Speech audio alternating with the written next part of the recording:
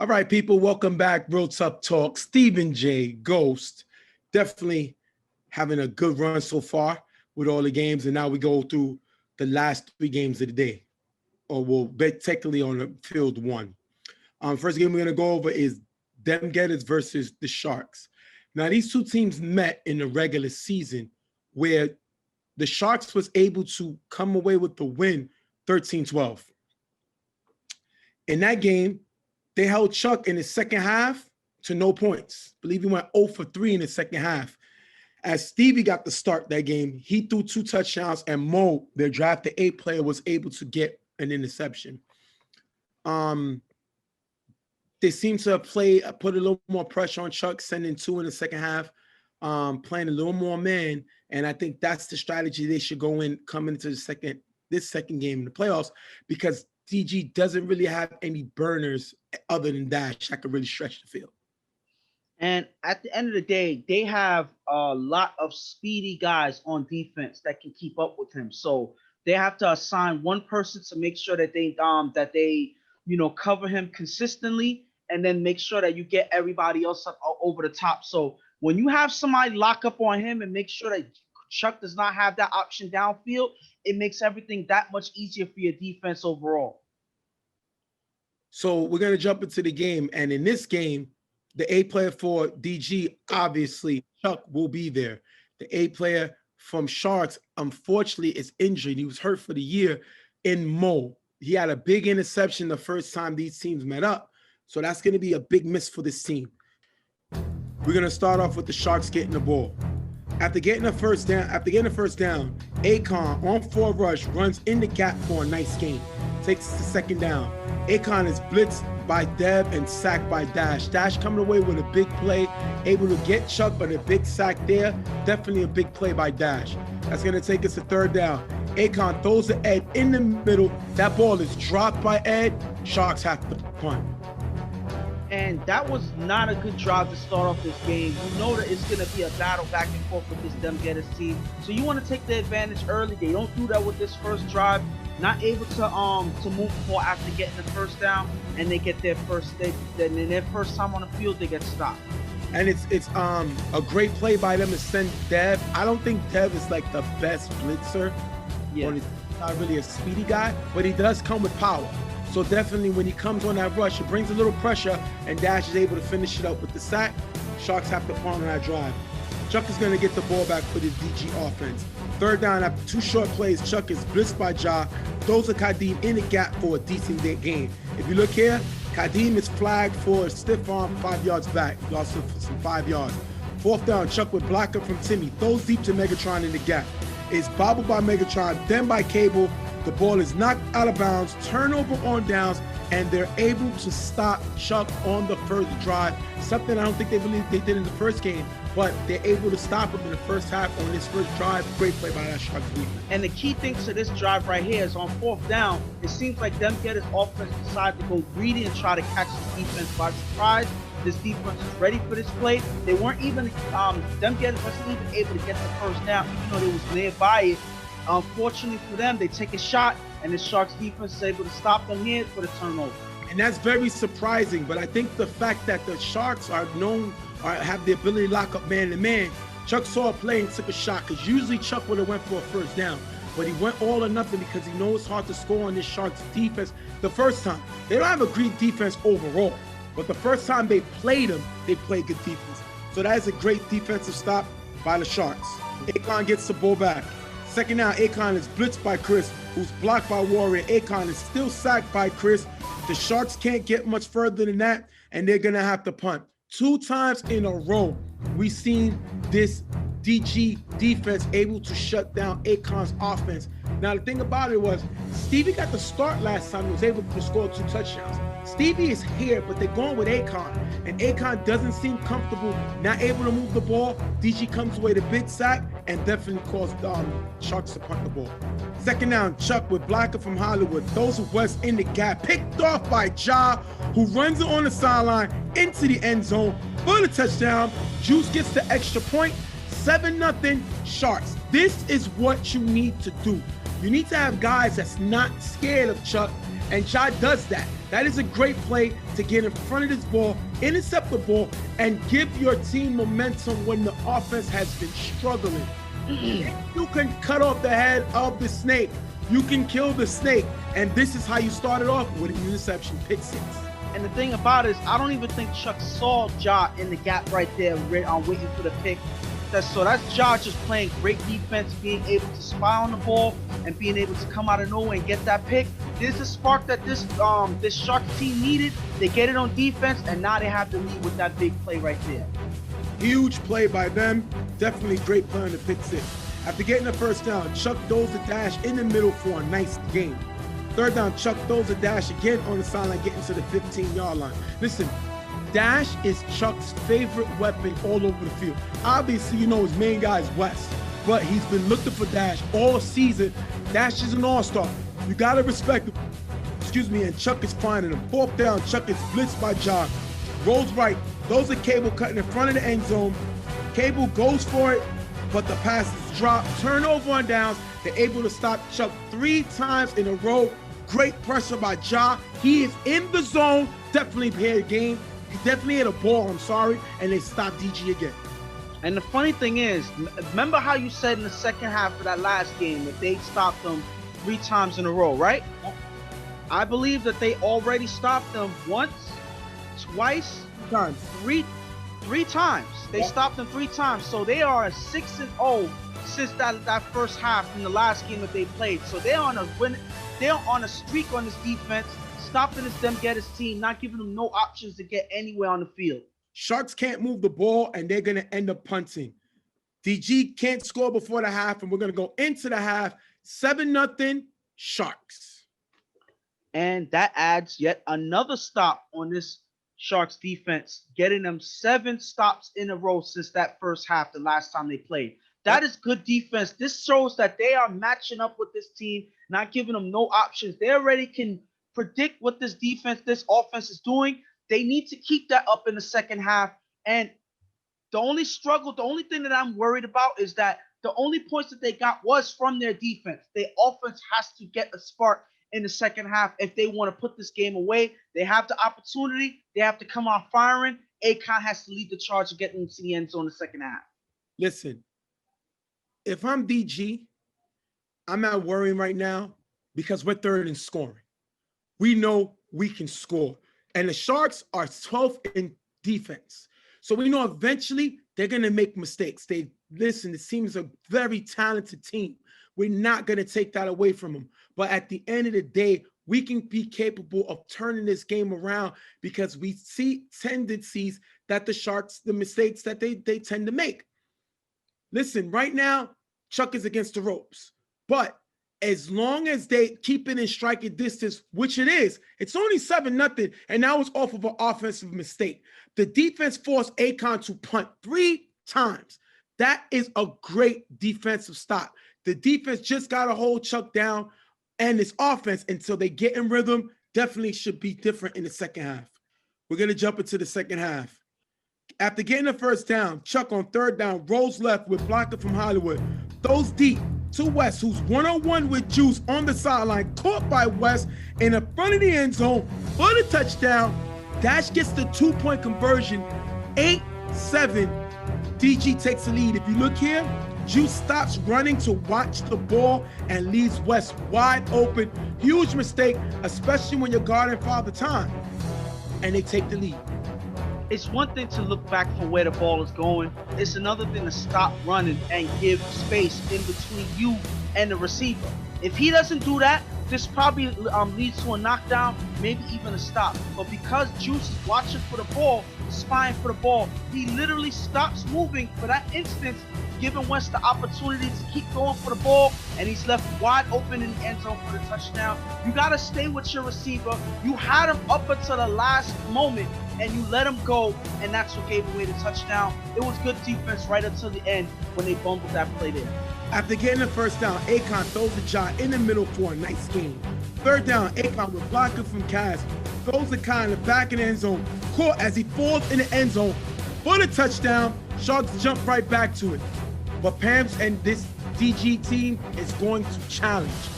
And if you look, the challenge is going to be overturned. It's going to be incomplete. Tell us about the challenge. And this right here, if you look as Kai catches the ball, you see his feet right as he gets the ball and gets possession of the ball, you see one foot come up. Now look at the play here. You see, even though there's a player in front, you can see one of his feet behind him leave the ground. There's the other foot that's on the ground, and as he catches the ball, he falls out of bounds. So because you see that both feet are not in bounds by the time he falls out, that leads to you getting the play overturned. That was an incomplete pass because he fell out of bounds before he made the catch. Great challenge by Pam. At first, Pam's called it a touchdown, and then he decided to challenge.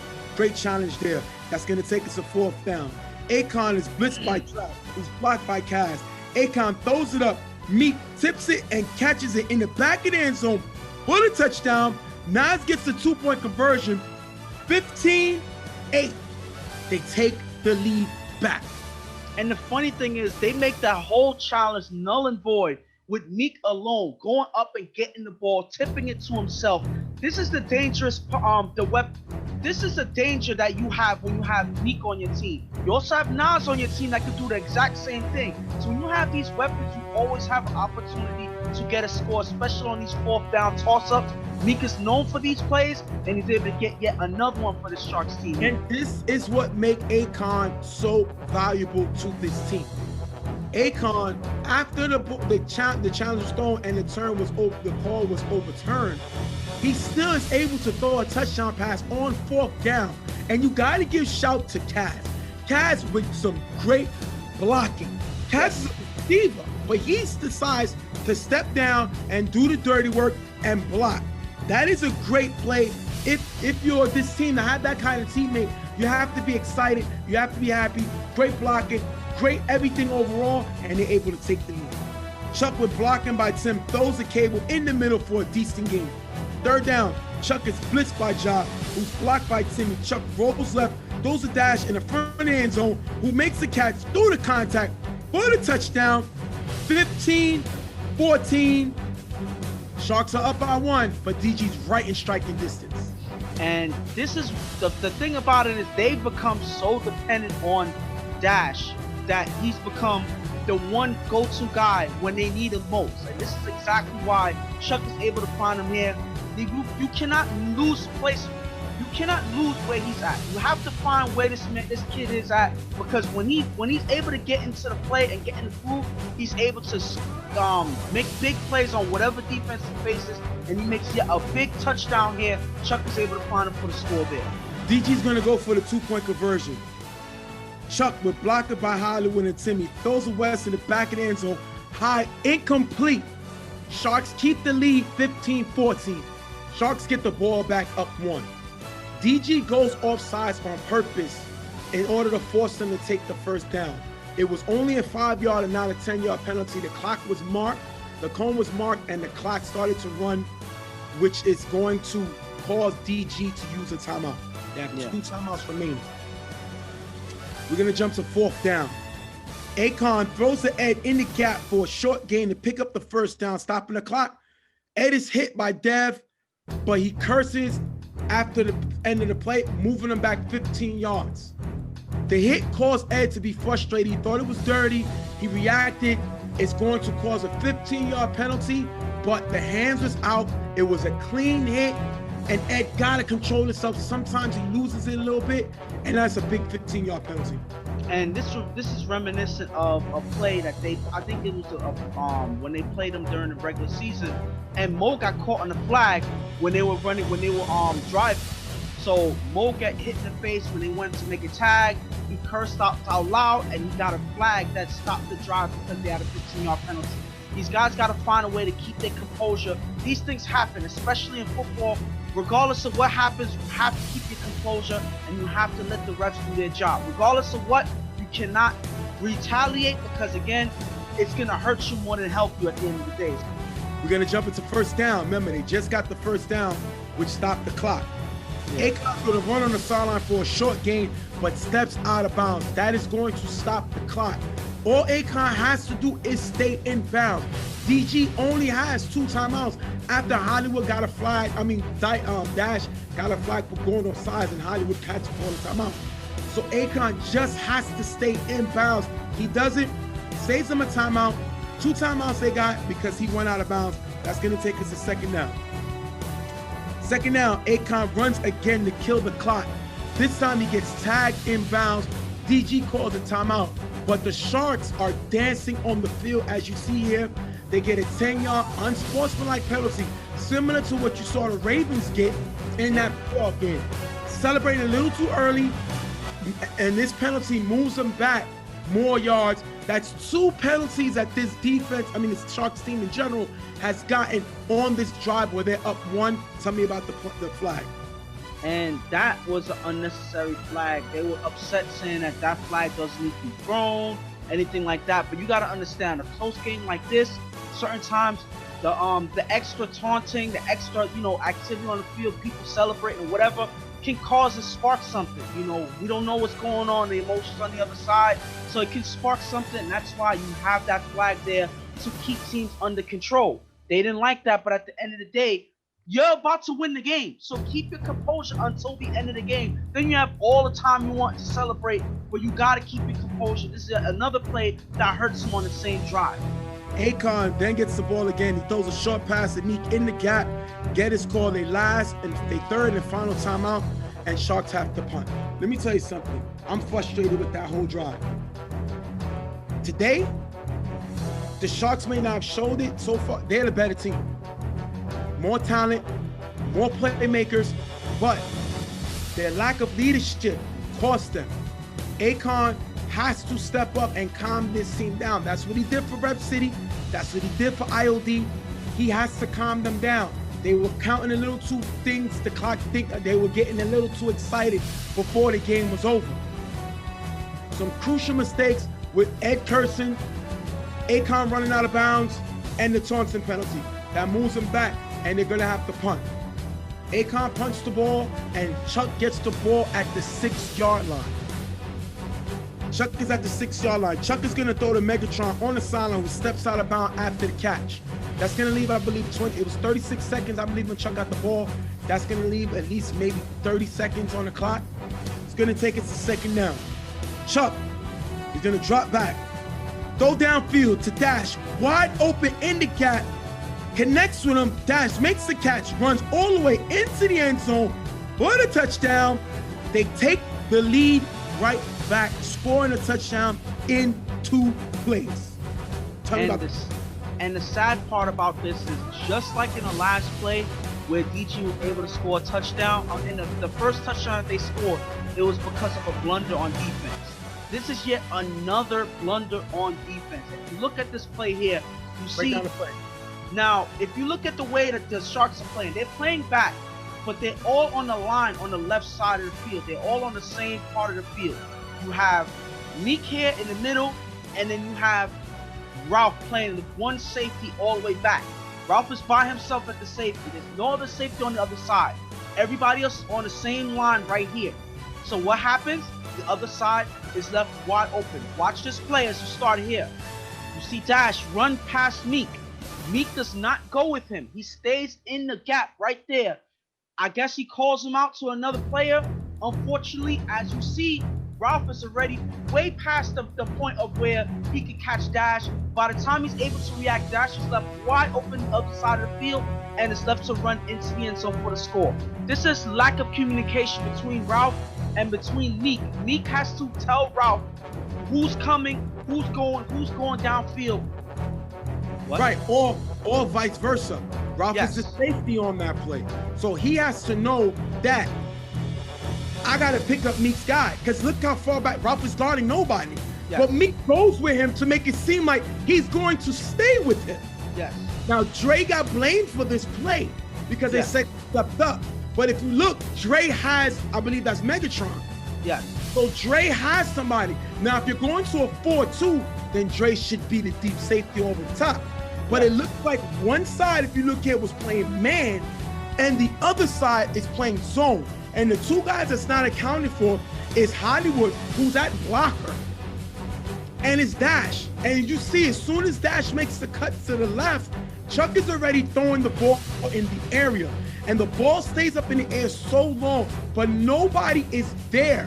So the ball is there long, but because Dash is so wide open, he's able to catch the ball and run it into the end zone for the touchdown. Dash's second touchdown of the day. That is a huge mistake in the last two series, offensively and defensively for the Sharks, and DG is going to take the lead. Listen, at the end of the day, whatever happened on the offensive side with the way they ran the ball, they still put Chuck and this Dem Gettas team on the 6-yard line with less than a minute. On the 6-yard line with less than a minute left. Regardless of what's going on, the defense, the offensive drive did not hurt you. They did what they needed to do, regardless of what happened. It was the defense that gave up one play. This is just a showing of why the Sharks team struggled on defense this whole season. Last play of the game, Akon's going to throw it up. It's going to be knocked away. Dem Gettas comes away with a win, dodging a bullet, 20-15. I mean, I'm not even going to say that they dodged the bullet. I think that this Sharks team let this game slip by them. And it was because of their defense. And it wasn't the whole defense. It was two plays. Two plays on defense made the difference.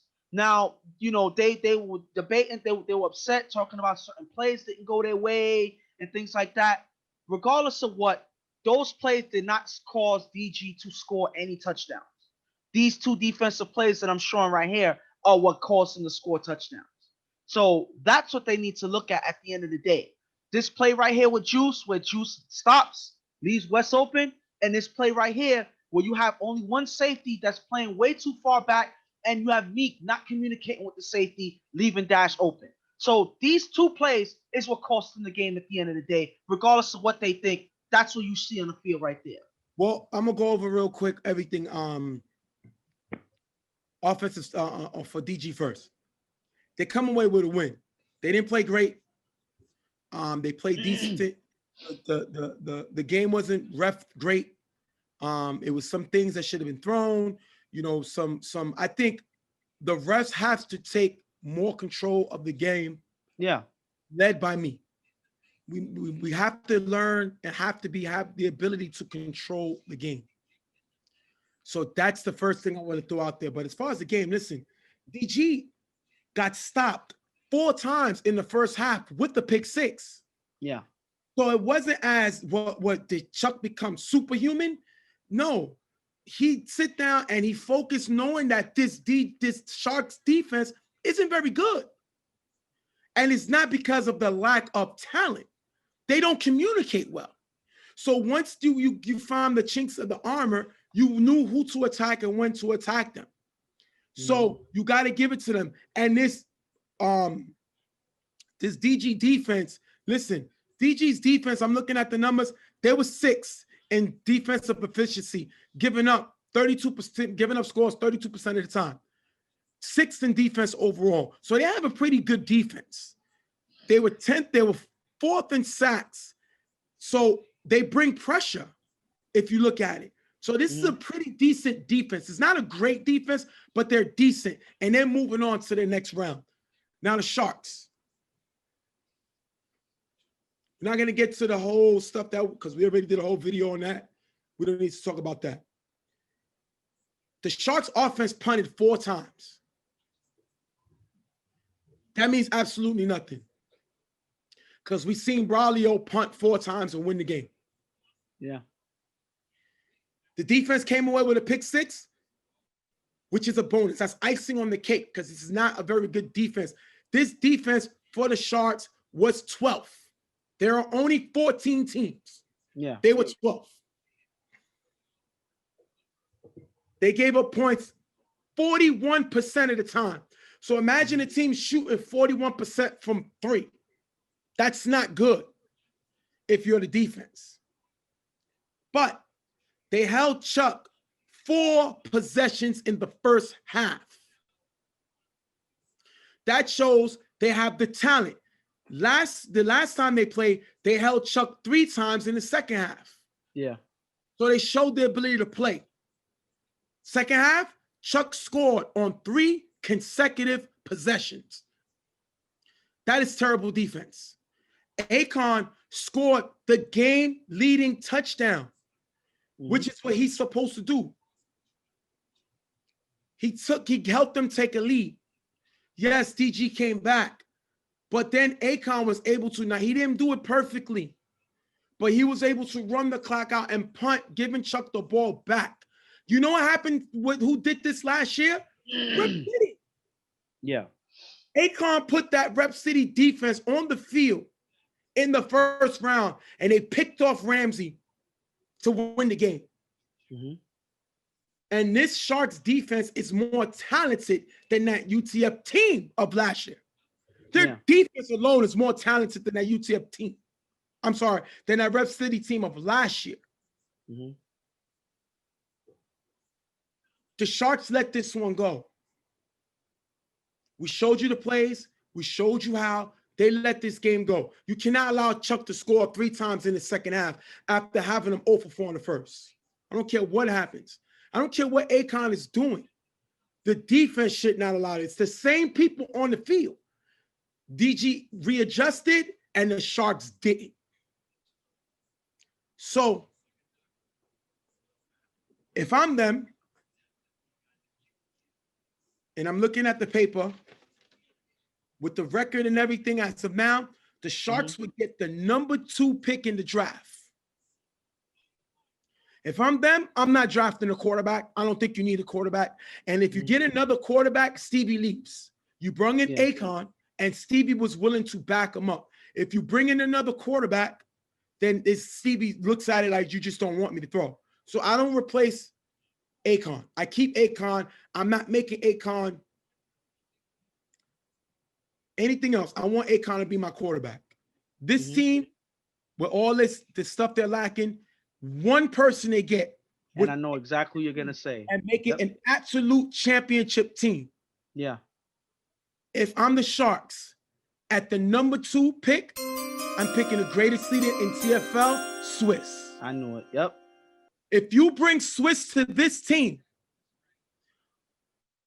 it automatically demands respect. All the stuff that was happening, Swiss is not going to allow. The team lacks leadership. That's all. Not talent. Got everything around the board. When Akon played with IOD, he was not the leader. They had Swiss and Adi for that. When Akon went to Rep City, he was not the leader. They had D-Boy and Rel for that. When Akon went to these teams, he was there to calm the team down. Remember, Grind Time took a lead, a 2-touchdown lead in the championship game versus IOD. What did you hear Akon saying? We're good. Calm down. When Rep City came into the playoffs, the whole playoff run, they was getting crazy. What did Akon do? Calm down. Yeah. He couldn't do it on this team. And because Akon does not want to be the leader. The leaders do their job. He just keeps the mojo going. Well, once you bring Swiss to this team, all that changes. And number 2 pick, Gators are not going to draft Swiss. Yeah. If I'm the Sharks, my number 2 pick in the draft next year is Swiss. Your thoughts? I mean, that makes perfect sense. The reason why is because not only does he bring leadership to that team, but he's also that extra piece that they would need on defense to help them, set up a defensive strategy. And I think that Swiss will be perfect for that. Swiss will be perfect for that. So, his experience was underrated. Obviously, you have Akon with his own experience, but Akon has to worry about being the quarterback. So he can't help the defense. Swiss will be there to help the defense. And I believe that that's the main thing that they needed because, again, they have all the talent in the world. When they first came in the league, we was both excited watching the pickups and everything that they had. And we were saying they're probably going to be the most exciting team in the league because of all the talent they had. We recorded them in the offseason. We were so excited about their team. Yes. So for this to end the way that it did, it was because there was no leadership structure on the team. And that's unfortunate because, like I said, this team had the most potential, in my opinion, to go the farthest, and they fell apart because of their own devices. I also say, not to cut you off, I want to know why Twan wasn't on that defense. Twan is a former rookie of the year. Twan had led the league in interceptions one year and had 99's defense in top 2 in interceptions a few years back. I don't understand why Twan was not on the field. Believe he was at the park. I didn't see him on the field, especially on the defensive side of the ball. Now, Twan is not a lockup guy. We know that. But he's a zone guy. And the one thing that you needed on this drive was to play back. That doesn't happen if Twan is back there. So I think, again, that has to do with coaching. And I heard guys saying that, they're not really the coaches. Orlando's a GM. It's not a coach. Yeah. All you need is Swiss. Then Orlando can go get the ingredients for the soup and allow Swiss to put it all together. That's what I'm doing. And then Akon plays better because Swiss is there. Yeah. To me, number 2 pick, I'm drafting Swiss. So, and we both agree on that. We're going to wrap this one up with DG beating the Sharks 20-15. We'll be right back. 2, 3, 4.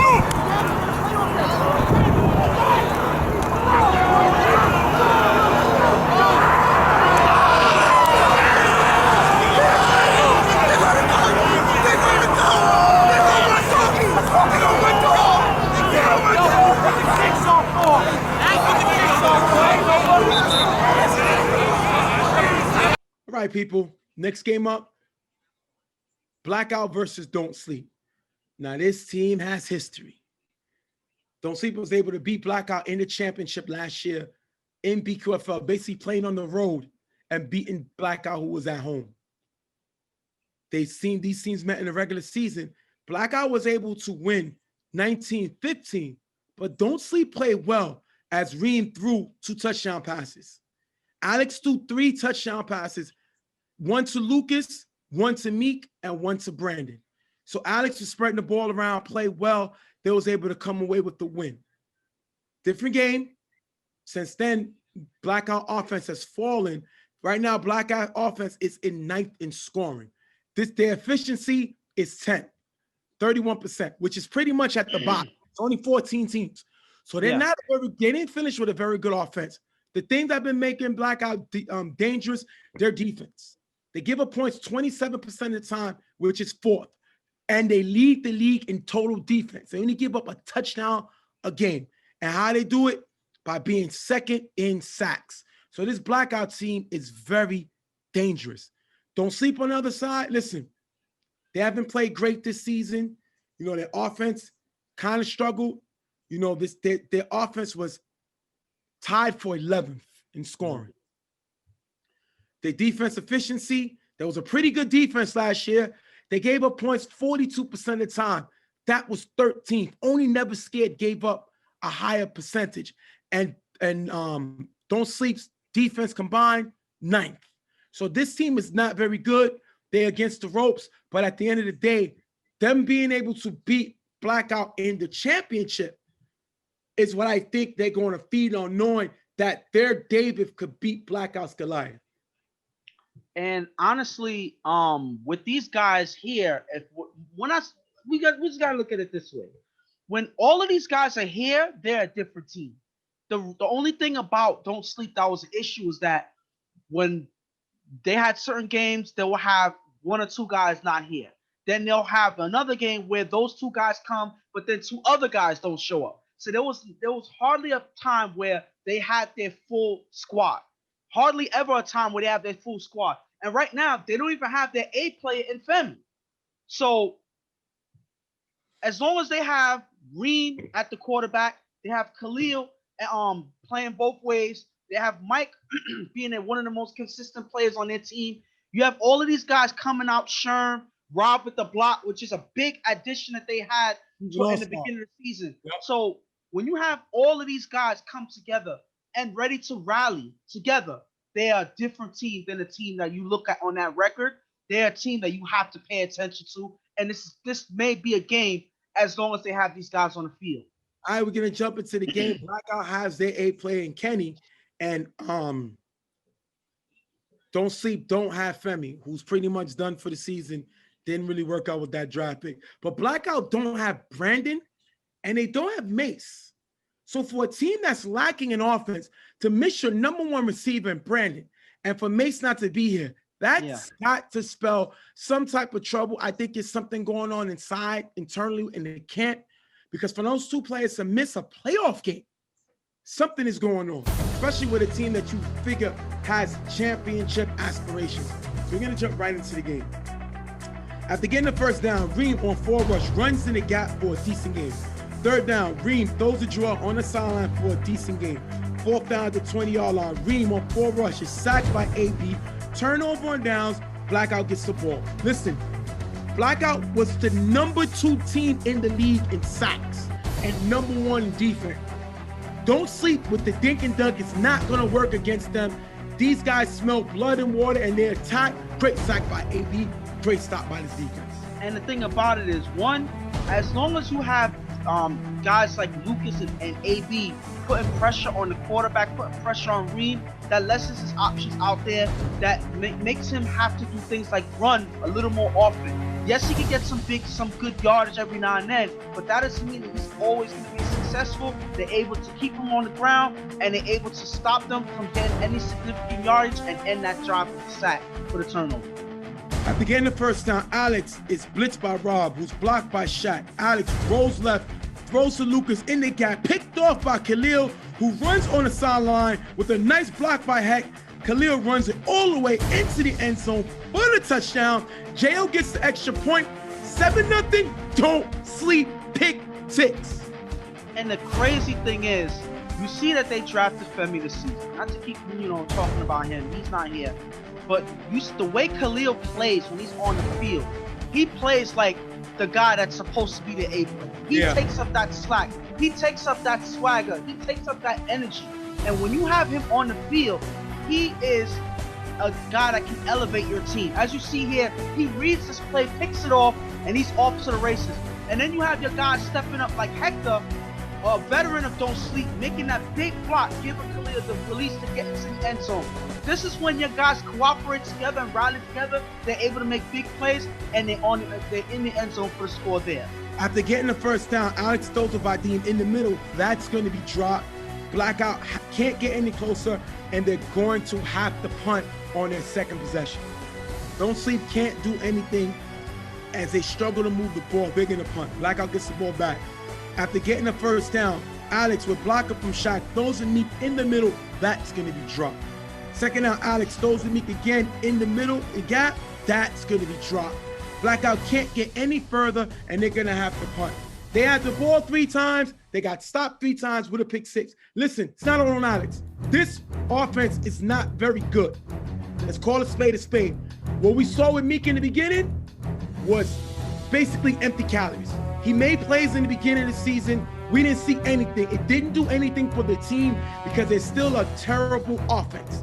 Alex is practically by himself. And when you don't got Mace and you don't got Brandon, that hurts you.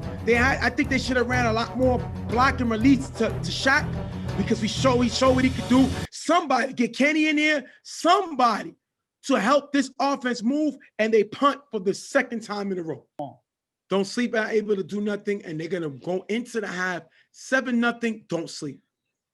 And the thing about Blackout is, even though Don't Sleep is not really able to score either, you do not want to keep it into a close game with Don't Sleep having obvious issues, with Don't Sleep having the ability to run the ball, have a lot more speed on their team. They're going to find ways to move the ball. You got to answer on offense, and these guys got to step up. You haven't heard anything. Meek been dropping passes. You have Vadim dropping passes. You didn't hear nothing from I didn't hear nothing from Breeze. I don't even know if he's here in this game. Breezy's there, but he left in the second half. You have Breezy that didn't show up in the first half. He won't be here for the second. He had to leave. So this is like I said earlier, this is a formula for disaster. Kenny has to find a way to be the guy. I don't know what else is there to do. Kenny just got to take up the slack for everything, because this offense needs somebody to make something happen. They are in desperate need of offense. Regardless of what the defense is doing, the offense has to do something for them to win this game. Don't they got a guy named Lucas? Yes. I forgot about him. He's actually making the all-star team, but he didn't get the ball. Isn't he making it on defense though? True. So, but he can play offense. So yes. He can play offense. Meek and Vadim are not the guys that's going to help carry your offense. Yeah.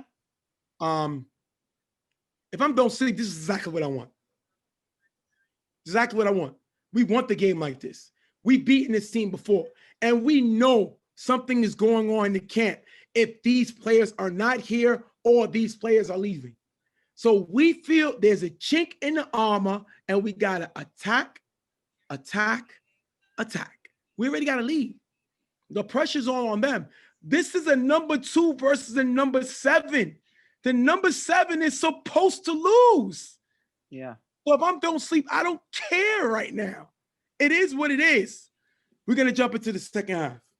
Second half, Alex is blitzed by Smiley, blocked by Shaq, but is still sacked by Heck.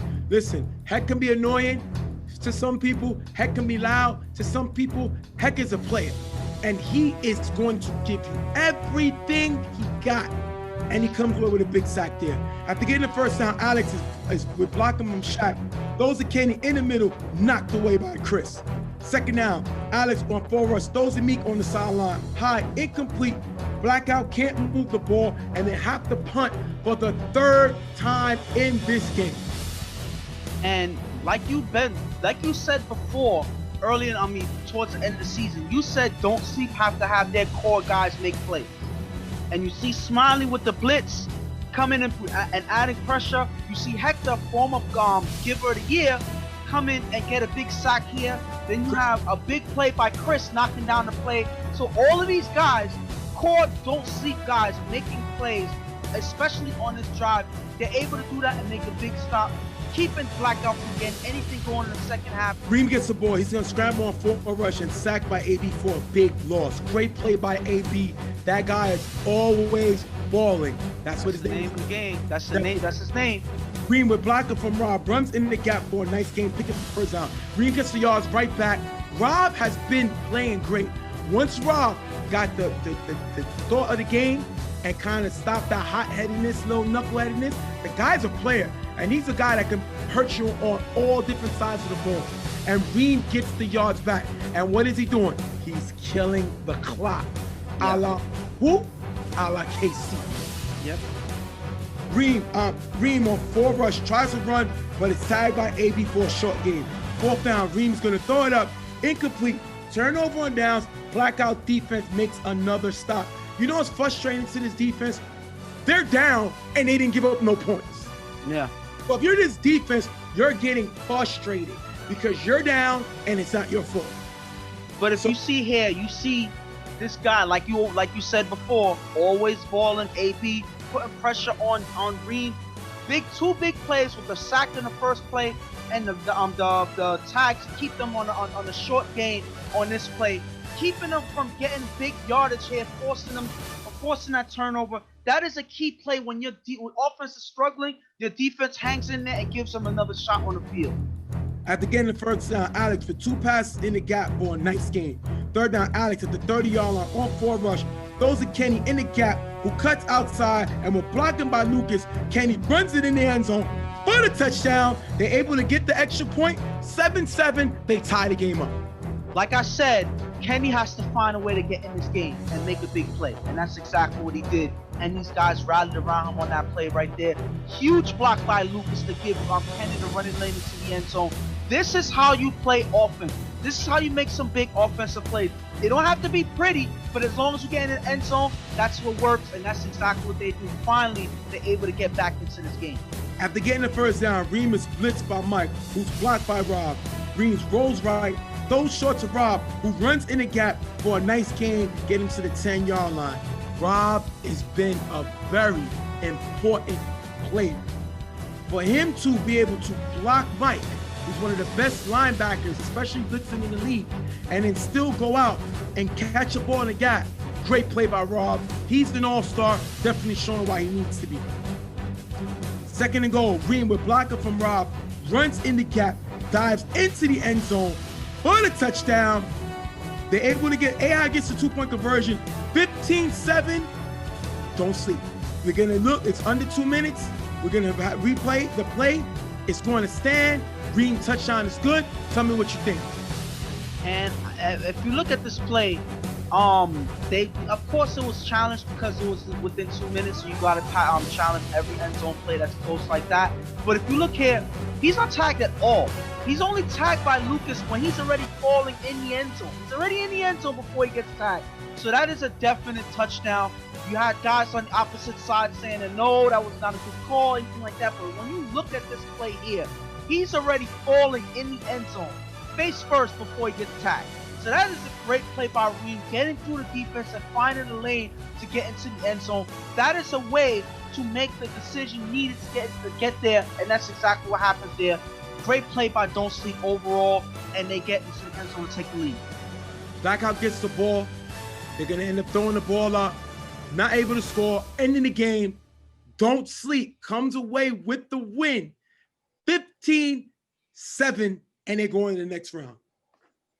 First of all, I don't think we've ever seen this. A yes. 7 beat a 2. I think that's the first time in UFL history that a 7 beat the 2. We've never seen that. Last time I seen it was in the BFL when they had an 8 seed beat a 1 seed. And I think that was the Kill Bills beating the Punishers or something like that. I don't remember completely, but in the that's never happened, a 7 beating the 2. Go ahead. And it's just the way that they were able to do it is the impressive thing. They didn't do that great on either side. Well, they did. They had great defense. Let's just say that. But their offenses didn't look good on either side. They each was able to score only 1 touchdown. So they canceled each other out. The one difference maker was that big defensive play in the beginning of the game. And Blackout was never able to recover after that. So I believe that the defense is what won this Don't Sleep team the game for them. They hung their hat on their defense. They held and made stops. They stuck with it, and they were able to get their offense on the field as best as they possibly could. And I think that's why you got to give them all the credit in the world. Their defense really stepped up in this game with Khalil, with Chris, with Hector. All of these guys stepping up and making the plays needed to seal away, to squeeze away a win from this number 2 seed in Blackout.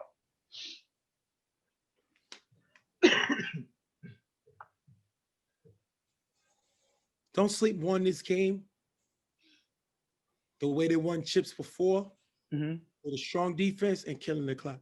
The only difference is they took the dump off that KC does to the runs that Reem can do. That's the only difference. They killed the clock in a different way, but they still killed the clock. They had 5 possessions, but 3 of them was in the first half. This Don't Sleep team scored 1 offensive touchdown this game, and they won. They had nothing to lose, and they played like it. And you know what Rocky said in Creed? If somebody has nothing to lose, they're dangerous. And Don't Sleep twice in the playoffs, counting the championship, has eliminated Blackout. Shouts to them.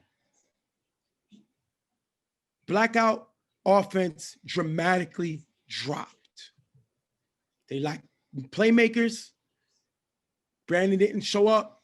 And I think Brandon did the same thing, I believe, to Never Scared. Yeah. In the playoffs last season. I don't think he went to the playoff game. Don't quote me on that. But it was games he didn't show up to. I don't know what happened, but they missed him. I believe I got a report that Breezy left at halftime. Mace didn't show up. They had something internally going on. Definitely. They scored 1 offensive touchdown, and they caused another one by Alex throwing a pick 6. This team needs to learn, a lot of their players need to learn to check your ego at the door. We were supposed to come to UFL and show that we are a team that can win anywhere other than home. And even though they won some games and was a number 2 seed, they lost in the first round. So you show only that your strength is only on at home. Because I've never seen Blackout lose in the first round. I've seen. They lost in the first round, being a number 2, losing to a number 7. You lost to a number 7 seed. So at the end of the day, your legacy took a hit. Not a dramatic hit, but it took a hit. Because people are going to believe that they can only win at home. So they need to turn it around. Listen, coming in second place is no dropping the bucket. I mean, that's something good. Is dropping the bucket good? Is it a good thing? I'm not familiar with that analogy, pretty much. At least not in this situation. Little accomplishment. Yeah. Going to a league that you've never played in before as a team and coming in the second seed in a tough Western Conference division is something to say. But you had a terrible offense. Your offense was 9th in scoring, and your offense was 10th in efficiency. That's a bad offense. You was led by your defense. They need to get it together offensively. So when I look at the paper, based on the teams that lost today, Blackout gets the number 6 pick. This could be a little of a tricky pick. So you got to sit down and think who's out there, who helps the team, who can definitely help us offensively, who's going to come in and play the role, not really question what we do, going to just be here to win and help us win games. Yeah. And who Blackout's more of a team that want to have people that they know. If I'm Blackout with the 6th pick, if he's available, I'm drafting Jay Will. Jay Will's a player that can dominate on both sides of the ball. But Jay Will is not a ball-dominant player. He's not going to complain for the ball. It's not his game. Then that's what they need on this team. I think Jay Will fits. He's not going to argue with nobody. He knows Kenny because he played on Super Friends. If I'm Blackout with the 6th pick, I'm drafting Jay Will if he's there. I mean, they need that extra punch on offense. So Jay will be that guy. One thing that you said in the past about Jay Will is he never really plays hungry. He never plays like, and I'm going to quote you. You say he needs to be Thanos or whatever. I don't know why you like that analogy, but you said that he doesn't play with that fire. But regardless of what, he has that talent that they need. He falls out of bed with talent. He has that consistency that they need on this Blackout team. We don't know if they're gonna have Brandon next season. It doesn't look so that he's gonna be returning this the next season. So they need somebody to be that guy on offense, and I think that Jay will fit that slot. As Kenny helps manage the team and everything like that, Jay Will could be the target for Alex. Making him feel more comfortable in the pocket, knowing that he has a definite option in Jay Will. I think that'll improve their offense significantly. All right. We're going to wrap this one up. Don't sleep with the upset over Blackout. 15-7. We'll be right back.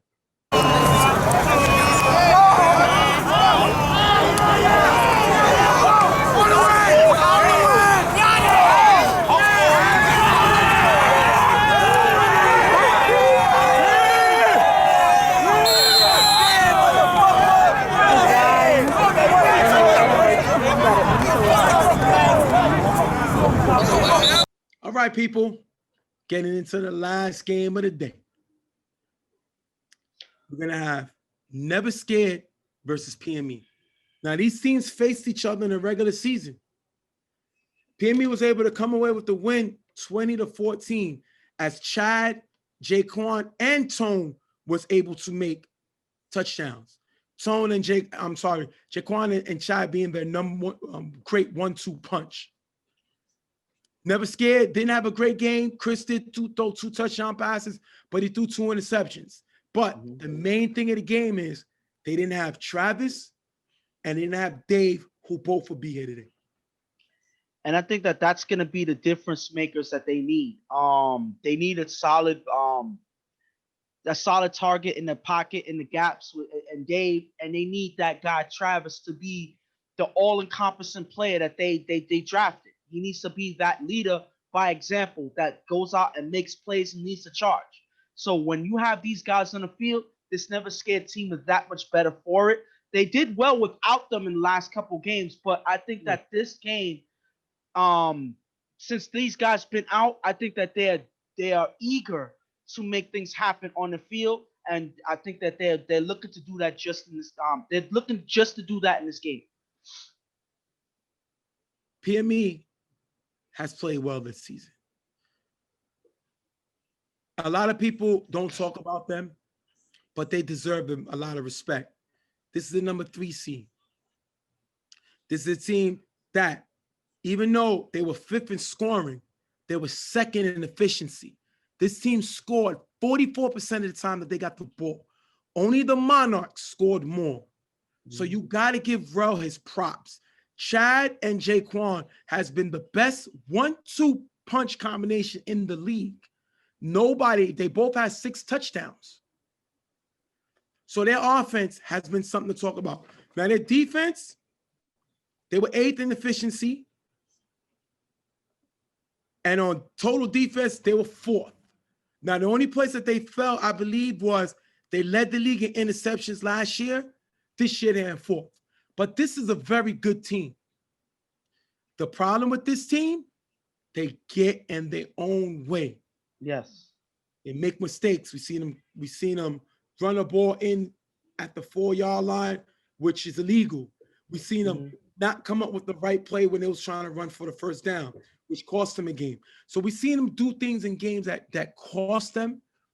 If this team can stay on all the right cylinders, this team's very, very dangerous. You got to give Doughboy props. He put a good team together. And they have all the pieces that they need to make things happen. And it's all about the decisions that they make and how they come out and the mistakes that they make in key moments. Those are the things that you worry about with this PME team. When they're able to get that out of the way and they're able to play the game that they know that they can play, this team can be dominant. They really can. And they have to show that in this game. They have a talented team on both sides of the ball. They just have to show it in this game, because Never Scared, regardless of what record they have or what statistics they have, they're not a pushover. So this PME team has to come with their A game if they want to keep going in the playoffs. All right, we're going to jump in the game. Like I said, both 8 players is here. Pablo's here for PME. Travis is here for Never Scared. After getting the first down, Chris on 4 rush runs in the gap for a decent game. Second down, Chris with blocking from Ricky. Throws to Dave wide open in the front of the end zone for the touchdown. Dave also gets the extra point. I'm sorry. If you look here, Rob steps up watching the quarterback, leaving Dave wide open. Dave is deadly in that tight end position in the slot. You got to know where he's at. They don't. He makes them pay for it. And that's lack of communication, because Rob, if you see that you're stepping up to make a play or anything like that, you got to communicate with your defenders and let them know somebody got to go and pick up the guy I'm leaving. He knows that there's a guy there. You got to communicate and let these guys know to switch. And if you don't, he's going to be left open. That's exactly what happened. That's one of the worst guys to be left open in that part of the field, because he is an easy target for Chris Stefan, and that's exactly what happened. PME gets the ball back. First down, Rel throws it on open in the sideline for a nice game. Second down, Rel is blitzed by Mays. Rolls left, throws a Light in the front of the end zone. Light makes a catch, stays in bounds for the touchdown. 7-6, PME scores right back. But Never Scared is going to challenge the play. Tell me about the play. And this play right here, they challenge it because they figured that he was going to that he didn't get his feet in bounds, that he fell out of bounds or whatever. But if you look at the feet, it looks like his feet could have dragged on the floor. It's hard to see if his feet are off the floor before it hits the cone or if they're on. So that's why the play ends up being inconclusive. It goes on the play on the field. I personally think, even though I wasn't there, I personally think that this was a catch. His feet looked like he was down. So I would go with the call on the field, and that's exactly what they do there. They get the touchdown. Right now, the score is 7-6. PME scores right back. After getting the first down, Chris on 4 rush, runs in the gap for a decent game. Third down, Chris with blocking from Ricky, throws to Mimi in the gap, who makes the catch through contact, getting him to the 12-yard line. Mimi was a great pickup. They got him from 99, Definitely great pickup. He makes plays. Last down, Chris throws to Chris in the front of the end zone. Knocked away by Rob, turnover on downs. Rob said, fool me once, shame on you. Fool me twice, shame on me. He didn't fall for it this time. Able to make a great play. That's how you stop a drive. And that's the way you improve on a mistake that you made in the last drive, like you said. So this first of all season you've seen Rob make some key plays at that linebacker position, able to lock up and able to come in on the blitz. He is a key player on this defense. When he's able to make plays like this, their defense is all the more better for it. PME can't get anything, and they're going to have to punt. That's going to be a good stop by this Never Scared defense. Chris on 4 rush runs in the gap for a nice gain. Third down, Chris is blitzed by Rob, who's blocked by Ricky. Chris throws to Travis, cutting in front of the end zone for the touchdown. 13-6. Never Scared. If you look here, Jaquan runs into Martin while guarding Travis, leaving Travis open for the touchdown. And that's the last person that you want to leave open. But as soon as they do, Chris is able to find. One thing about Chris is, if he sees the open receiver, he is going to find a way to get them into the end zone. This man, Chris, knows how to score no matter what defense he faces. And he shows it here, finding his guy, Travis, getting into the end zone, taking the lead here. PME gets the ball back 4 and out. After 2 short plays, Burrell throws a light in the gap. That's going to be dropped. PME can't score before the half. We go into the halftime, 13-6. Never Scared. Never Scared is up by 7 points. They did exactly what they were supposed to do in the first half. They scored 2 touchdowns. They gave up 1, but that's not a big deal to them. As long as they have their guys performing at a high caliber on the second half, and Chris is able to score the same way that he did in the first half, they don't really have much to worry about. And it looks like they're going to do much of the same in the second half. As long as they keep their momentum, they're going to be able to come away with this win. I'm sure that they're fully confident about that. I'm very disappointed in this PME defense. You knew that Never Scared was going to come out shooting. Why did you know? Because they're the number 2 scoring offense in the league. Yeah. Not DG. Not grind time. It's Never Scared. They scored. They're in second in scoring. So you knew that was going to come out. This team scores 40% of the time. So imagine shooting 40 from 3. They're good. They can score. Yeah. So PME knew that. PME was either supposed to try to slow them down or shoot out with them. And PME had the ball 3 times and only scored once. You knew this was going to happen. And my biggest issue is the 2 guys that led your team in touchdowns. Neither one of them have any scores. Neither one of them caught anything significant in this game. You can't do that if you're Rel. That's why people question Rel's game. He has to figure this out. I'm not going to kill this PME defense because this is a dang good, Never Scared offense. But they got to get it together because it's win or go home. Your record doesn't matter here in this part of the season. We're going to jump into the second half. After getting the first down, Rel throws a Tone on the sideline. That's going to be dropped. And what Tone decides to do, he decides to curse on the drop. 15 yards back. Second down, Burrell on 4 rush, throws it up. Tipped by Chris, dropped by Shane. Incomplete. PME has to punt. And I didn't know. Let me think about this for a second. Jaquan, Tone, Chad, Shane. The names sound a little different. Maybe because you're not throwing to the right guys. My fault. That's on me. Your 2 guys who's tied in touchdowns each, 6 each, 12 combined. And you're throwing to these guys, no disrespect to them. But Never Scared defense is not good. Never Scared defense, and I don't want to keep this long, but I just hate bad football. You know what place Never Scared was? Defense? They're last. That means there's no one worse than them. So how are you struggling? You had the ball 4 times and scored once against a defense that's been the worst in the league. Yeah. Something ain't going right. And I guess they want to think about it in the offseason, the way this team is looking right now. Second down, Chris throws to Chris on the sideline, who gets by Chad, runs it in the gap for a big gain. PME is going to challenge, and it's rule attack after the catch. Tell me about the play.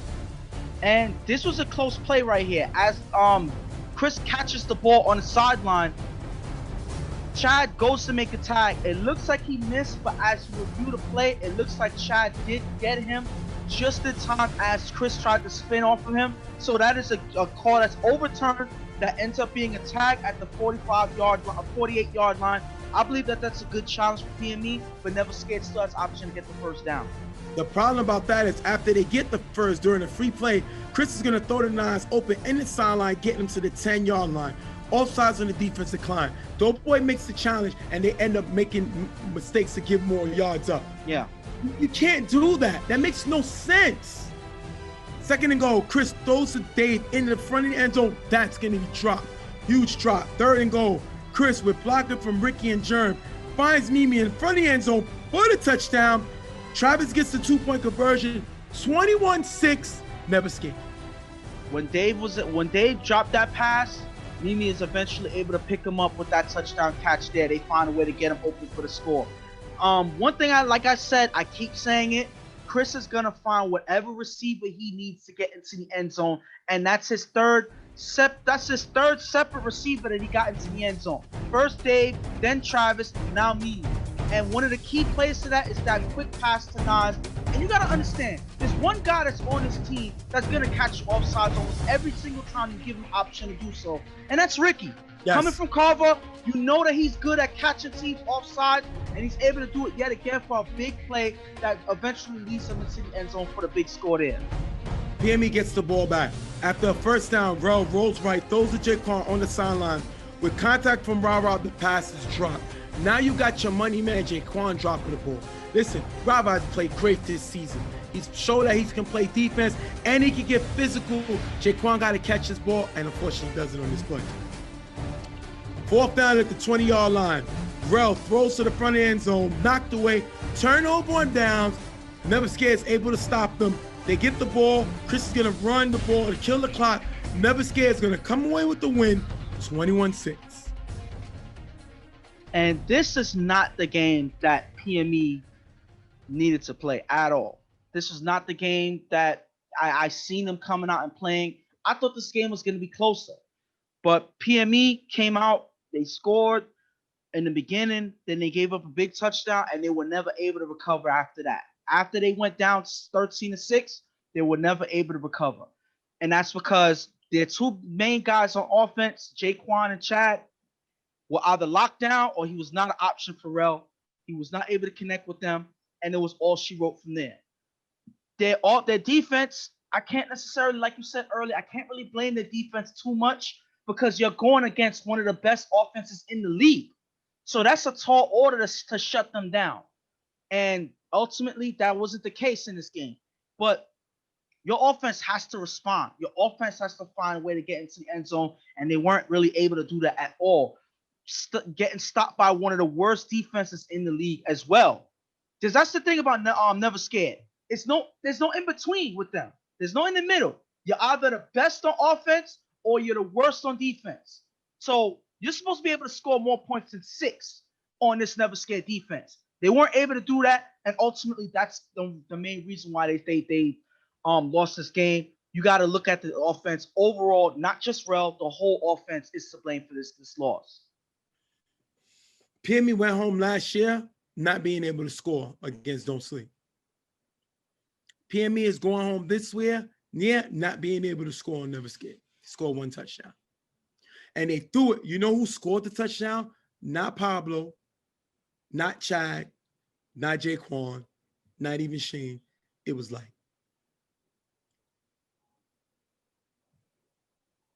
Rel is not going to be respected until he wins games. It's just like Ramsey. Guys don't think you can win. Guys don't respect you as a quarterback. There is no way a team with the worst defense in the league holds you 1 for 5. He didn't throw no interceptions, and that's one thing about Rel. He doesn't throw interceptions. Yeah. But he's not putting up points. Can't work. And as far as the PME defense, when I'm looking at them, their defensive overall, they had 8th in percentage, and their total defense, they were 4th. You gave up 21 points. Yeah. You usually give up 10.8. You gave up 21. And you did it against a guy who was your backup quarterback last year. You knew how this guy plays. And you did not, one, get into his head, or two, cause any turnovers. We're going to go to interview first with some of the guys, Travis and the coaches, and we're going to be right back. Stephen J. here with Never Scared. They just beat PME 21-6. With them being in 3 seed and you being in 6 seed, was this an upset? Seeding-wise, it was an upset, but we knew going in it was an upset. They barely beat us in regular season. We didn't have our draft pick. We didn't have Dave.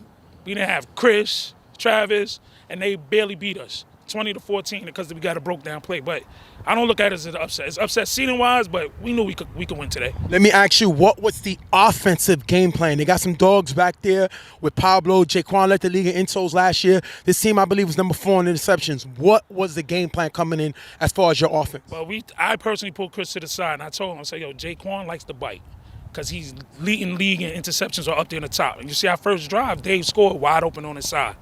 But on defense, we spoke to Travis. Well, I told Travis and Chris before the game, no deep passes. He don't get no deep passes, he's not going to beat us, and he's going to give us a chance. I also said whatever side Tone is on, watch the tape. 95% of his plays went to whatever side Tone was on. So Tone lined up on the right. We had a scheme for that side, and that's where the pass went, and we just played great defense. And y'all lost this game last year in the first round. You're moving to the second round right now. You got the number 1 pick in the draft, which was Travis. He had a touchdown, big 2-point conversion, and also had the guys' momentum going. Was he everything you thought he would be? I mean, we know Travis from Casino. Travis has always been the player that he's always been. All we had to do was believe in him, and he believed in us. And, we come out victorious. On the defensive side of the ball, y'all was one of the worst defense in the league. But on the defensive side of the ball, you not only shut them down, you shut down their 2 dogs in Jaquan and Chad, especially Chan's ability to go over the top. What was the game plan on the defensive side of the ball? I'll keep it simple. Regular season is regular season. We were just waiting for chemistry. Chemistry arrived, and you see what happened once that got here. And like I told you, like I said before the game, Chris and Travis, and he could vouch. You're going to speak to him. Nothing deep, he's not going to beat us. He wasn't going to try Travis' side anyway. The only other side he was going to try was Chris, and Chris dropped 3, maybe 4 picks today. I want teams to go at Chris, so it worked. He played right into our hands. He made it easy for us. Did you want Chris on the move today, running the ball with losing his legs? Honestly, that was something Travis and them did in the huddle. I had no parts in that, and it worked. I had no parts in that at all. Last question before I talk to Travis. Is this you're moving to the next round? Is this like we made it, we good? Are you worried about the guys kind of taking a foot off the pedal going into next week? One game at a time. One game at a time. We're not worried about anyone. We're worried about ourselves. We're our worst enemy. So as long as we play our game, not worried about it. All right, we're going to talk to my man Travis real quick. We're going to step over here to him. Travis, your mental seems different. I've always got at you saying that you don't seem like a guy that looks to take games over. You look to take this game over today. What was all that energy about? Just from this past week, some things have happened and a lot of speculation of things that happened. So I don't want to, speak about it personally, but it affected me. It bothered me a lot because the guy that it was bothering was one of my best friends. So, it took a toll on me. So I really wanted this game personally, and I wanted to come at them and make sure we won with no excuse, straight dominance, and not leave nothing behind, letting them know that we won this game because we won, not because there was a jump ball, a tip ball. We dominated them, and that's what I wanted. And the guys on those teams, I respect a lot of them, but there's people on that team I do not respect. So, and I wanted to make sure that it was known today. You went against Pablo, AFC brother. You know that guy very well. Y'all kind of kept him out of the defensive side of the ball. Y'all didn't really attack him. Y'all kind of took him out of a lot of plays. Didn't allow him to make plays. Was that a part of the game plan? Something like that. We just wanted to make sure Chris was comfortable right away. I'm a big believer in making your quarterback comfortable early on in the game. And as long as he was comfortable, he keep his mindset in the game, we get allowed to attack. We don't have to go down the field every time, They got to adjust to us. If we keep getting 15, 20 yards, that's more than enough to get down the field and score. Now we manage the game. Now you got to adjust and do what you need to do on defense. Now once you adjust, you see what happens. Dave scores in the back of the end zone. I score going across the front of the end zone. Things happen. When defense break down, we take over. We capitalize, and that's what we did today. Now after this week, now you got, I believe, DG coming into next week. We saw them come back and win a close one. A lot of people thought that they should have lost that game. What is your mindset going in knowing that you're facing one of the best quarterbacks of all time and one of the best coaches of all time? Excited. I can't wait to match up against Chuck again. That was one of the things that I believe we was the first two people that joined the draft. So it's going to be pretty fun to even speak with him about it, and see him next week. DG is a good team, but we're better. And I'm gonna make sure we talk this week and make sure we be better so we can beat them and go into the next round. That's a good question. Last question. How do you keep your guys focused? A lot of guys, this team wasn't in this position last year, and now they're that much closer to what they're the ultimate goal. How do you, being especially a guy with experience, play with Super Friends, won chips, how do you keep the guys' momentum in this game coming up to let them know that it's not just a regular game? I'm a big believer in lead by example. If I come out here full of energy, ready to go, talking all the time, yelling, screaming, I think they take that energy and they be like, "Whoa, that's not the same guy that was in the regular season. He's out here to play. Let me play too. Let me make a play. Let me step up." So there was guys today that made plays, whether it was one, whether it was two, that made more plays than they usually make. And that's one more play that's for us to win the game and potentially get to the championship. All right, we're going to thank Travis for being here. We're going to thank Ed and Tiki for being here with us. This team moves on to the next round where they got DG. We're going to have to see what's going on. I was nervous when Ghost picked us. I'm used to him picking against us. Right. When he picked us to win 13-12, I was like, oh, man, I can't use that. I usually use his predictions as motivation. We already know who he's picking next week, so I get to use that as motivation. All right, we're going to thank these guys for being here. Came over with a big playoff win. We're going to see what they do next week because none of this counts if you lose next week. See you on the site. Shout to them. Appreciate the interview. Travis played like he has something to prove, and being able to send PME home proved it. This is a 3 playing a 6, but nobody respected PME as a 3 seed. Similar to what Don't Sleep did last year. They did not respect PME. I think there was a 3 seed last year also. They were either 2 or 3 seed because Grind Time was the 1 seed. PME got to figure it out. They got everything they need. They just need to put it together when it's time to play. Yeah. They went into half. You know how they went into half? They called 2 back-to-back timeouts on a stand that they could have took a shot in the end zone. Yeah. They called back-to-back timeouts that took them into a half. Stay getting in their own way. This team is too good for that. And the thing about this is they were looking at certain plays that they didn't get in this game. They weren't really complaining too much in this game, if I'm right. But there was certain plays that they was thinking should have went the other way. Like this play here, this toss up that was tipped and Shane almost caught the ball. They said that it was knocked away, that they could have made a big play off of that. I don't think that would have made much of a difference. Well, they chose not to challenge that play. I remember that. Yes. They chose not to challenge it. Me personally, I don't think it would have made a difference. But yeah, listen, this is a playoff game. So I don't think it would have hurt to challenge that play because it was a big play. It could have went, your way. So you take a chance. You took a chance on that tag with Chad, and you were right. It didn't help you because you weren't able to stop them afterwards. But at the end of the day, when you have, and yeah, I better stop saying at the end of the day because, they're kind of getting annoyed with us about it. But listen, you got to take every chance that you possibly can to win this game. They didn't take a chance with that challenge. They, in my opinion, they were not finding ways to get Chad and Jaquan into this game. I would have loved to see more shots downfield. You got to test this defense. This defense wasn't really that great all season. So you got to test them, especially downfield. Make something happen. Take some shots. Stretch the field. And then if they back up, then you chop them up in the gaps. But you got to find ways to take risks. And I don't think that PME did enough of that. And that's why they're going home with a loss 21-6. If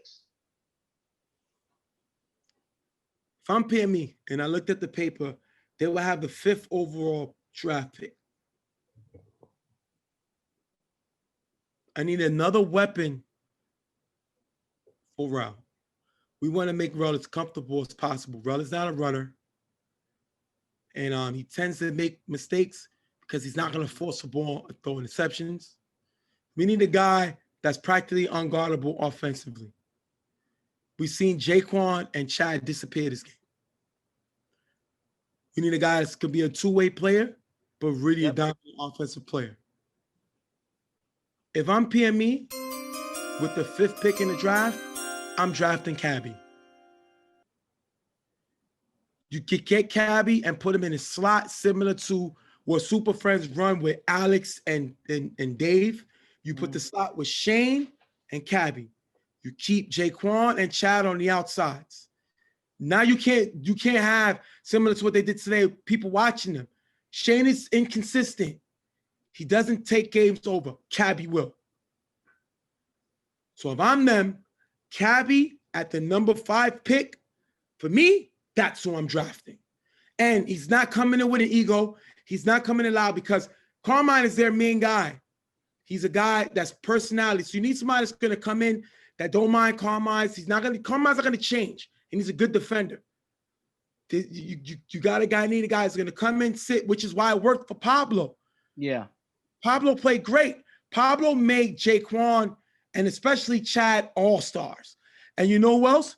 Pablo played with who? Cabby, or underrated. If I'm PME, I'm drafting Cabby. Your thoughts? And I mean that makes sense. Because one, he's a tall guy who has speed, so he's definitely gonna help your defense, especially in the gaps. And you also have him as a definite weapon downfield. Right. So my thing is that's gonna make Rel's job that much easier. Yes, when sir. he has another definitive target out there. Yes, you had Chad. Yes, you had Jaquan. But when they're locked up, you need somebody else. And I think that Cabby is that difference maker that they have. So to have these 4 guys in Jaquan, Chad, Pablo, and Cabby on offense for Rel to play with. Shane.